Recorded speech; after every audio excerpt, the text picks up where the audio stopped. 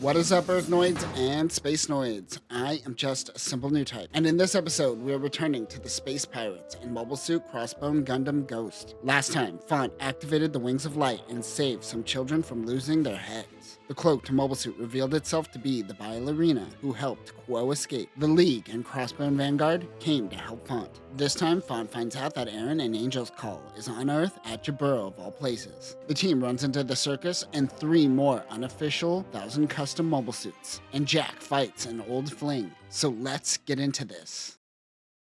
Zanskar and the circus was able to take Font's tablet. Kizo wants to leave the colony intact, as he thinks if they return, they will surrender immediately, and he will get all of the glory. Quo Gray thinks to himself, oh, it's like that, huh? Meanwhile, back at the mining colony, Cartoon Meat, Font has been in his room for the past 2 days. The rear Shrike girls try to wake him up. He seemed to have changed since he was captured. The girls tease Trace about liking younger boys. The Phantom gets the Crossbone Vanguard skull added, and he decides to call it Phantom Gundam, and he says he will never pilot it again. Sure, if you're not piloting it again, then why are you the hero of the story? Explain that. Harada was transferred to the Phantom's computer and seems to be tangled up with many processes. They aren't going to be able to untangle her. However, Font has to intercept some Zanskar messages later, so it looks like he is going to have to do his work in the Phantom cockpit. Harada is now the navigator for the Gundam. The pirates were able to retrieve the Zaku. People are still watching Victory Gundam, and they weren't able to retrieve it. That is when Belle comes in and hugs Font. All the mechanics think he is going to get the death penalty for talking to her. She takes Font to go visit the children. Font is like, wait, I don't want this. I value my life. The kids they saved are in the med bay.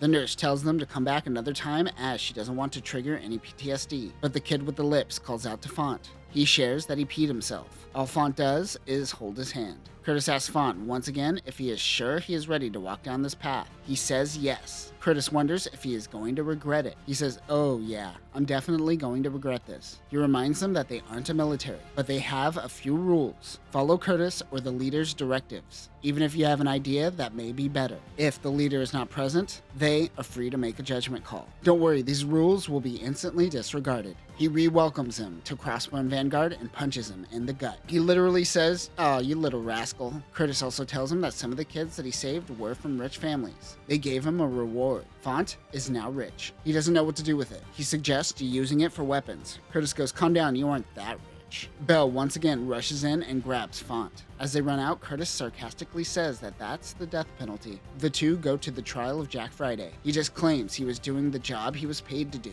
but he failed at that as he killed his comrade. They ask him if he wants to join their ranks. He has no interest in joining a cause, but is willing to help if the price is right. The people of this council aren't capable of judging him here, so they are going to move him to Jupiter where he will receive a proper punishment. As they take him away, Belle gives him a piece of chocolate. She wants to help him somehow. Font doesn't know how to, however. Belle says he is just like Font. Later, Font receives a letter from his parents. He won't reunite with them to protect them from Zanskar. He decides not to read it. While mulling over what he should do with the letter, he thinks of a way to break out Jack Friday. He breaks out the prisoner and asks him what it means to be a merc. He knows that he won't hurt children, and that seems to be enough for Font. He says he wants to hire Jack for a job. He laughs, thinking he is just a kid who doesn't know his price. But Font recently became rich. He is intrigued and says he will think it over. Later, Font gets into the Gundam to gain intel on the next meeting. He finds out that Angel's Call is already on Earth. Specifically, it is located at Jaburo. The Manzana floor makes it to the Earth sphere. Yi Lychee and Du Luca are going to help run support. Trace Morris is going to be Font's co-pilot.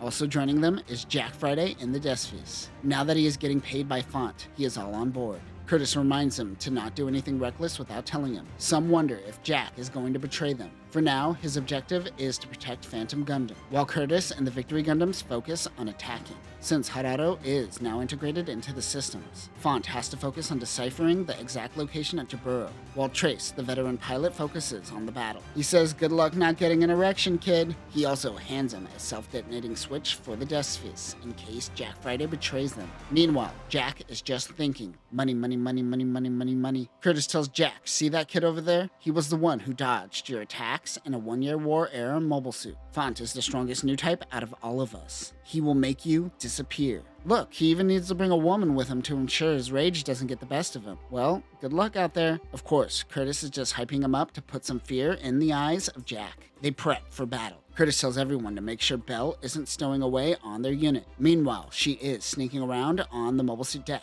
They all board nozzles, which are subflight systems we saw in Steel 7. The ship breaks through the atmosphere. Curtis goes over the mission. They are to break into Jaburo. There, Font will hack into the system and find Aaron Schneider's location.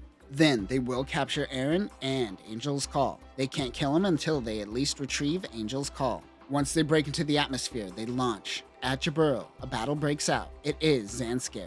But who are they attacking? Suddenly, a beam blast comes from the river. It is the Carmelo. The EMS-TC-G01 Carmelo is an unofficial 1000 custom mobile suit. It is designed for coastline attacks where the water is shallow. It uses its long legs, which function more like an aquatic mobile suit, as it has to wade through the water. This doesn't have any defenses, and it is wise to remain hidden in the waves. The only weapon is a long beam rifle. Jack says this is a 1000 custom mobile suit. He mentions that there were 3 mobile suits designed for Earth's invasion, but even Jack and other members of the circus was left out of Quo Gray's bigger plan. Jack goes in to attack Carmelo. He thinks that this Aaron guy thereafter is working both sides. Something else shoots at them. It is in a spiral. The EMS-TC-G01 spiral is another unofficial Circus mobile suit and is a simplified version of the Cornix. It uses a pair of rings to connect 6 arms. Each arm has a built-in thruster and beam cannon. This allows the unit to attack in all directions. It has a flight mode, but its flight time is limited due to cooling issues. Each arm cannon has the ability to penetrate eye fields. It goes after the Victory Gundams, while the Kirjarugu attacks Curtis. The EMS-TC-G01 Kirjarugu is the final unapproved 1000 custom mobile suit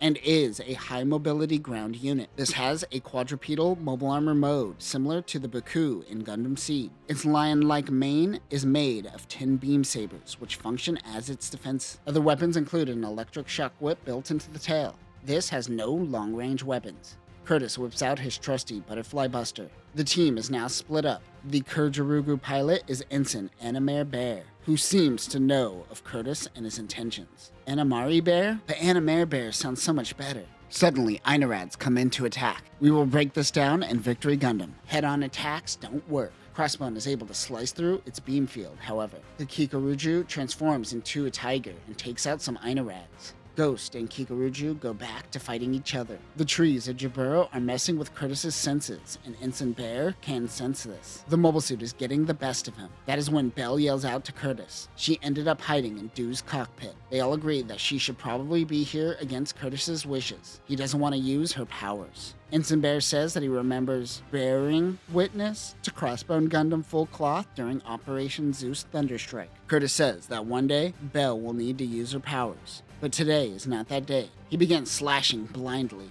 Bear thinks he is losing it and decides to end it, but he was destroying the trees around him so he could see better with his ears. The Kikaruju comes rushing in. Ghost drops down on the ground and whips out his Butterfly Buster. He shoots as the Gundam dodges the attack. Font can hear Jack Friday's comms through the self-destruct device that Curtis gave him. He hears the voice of a woman. It seems that the pilot he is facing is Gordon's sister and Jack's ex-lover. You bad guys have sex too? This is Mermaid Nulvad. She wants to know why he killed her brother. Galguyus from the Zanskar forces come in and attack the Carmelo. It begins extending its legs. As this suit was designed to suppress metropolitan cities, the shores are usually shallow enough for them to stand in the water. The legs also prevent Font from attacking with its turbines. The Carmelo pilot takes out the Galguyus. Jack knows that the weak spot of the Carmelo is the flanks. Jack and Mermaid grew up together and bonded over stealing from people, but he says that kids are not the same as them. She attacks Jack, who doesn't know if he should attack back. Trace decides that it is time to activate the Wings of Light. It's about to get hot in here. The Aspiro pilot says that the Phantom was originally meant to be for him. He wants to murder them as punishment. Jack has spent this entire chapter essentially deciding if he should attack Mermaid. He mentions that Gordon was a hard ass, but he was always gentle when it came to his younger sister. He decides, screw it, let's both go out right here and now. He rushes in to strike her down.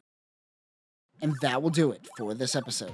If there is a small compartment on a mobile suit, Bell will find a way to hide inside of it. As the Circus and Crossbone Vanguard chase the Angel's Call, we see that the Zanskar invasion is happening around them. This isn't the Space Pirates' war, but sometimes it's hard to ignore. Next time, the battle continues as the mobile suits make their way inside of the base. Bell and Curtis decide to work together, and Jack kisses Mermaid, non-consensually. But that will do it for now, new types. Remember, always check the nooks and crannies for a lost Bell. Peace.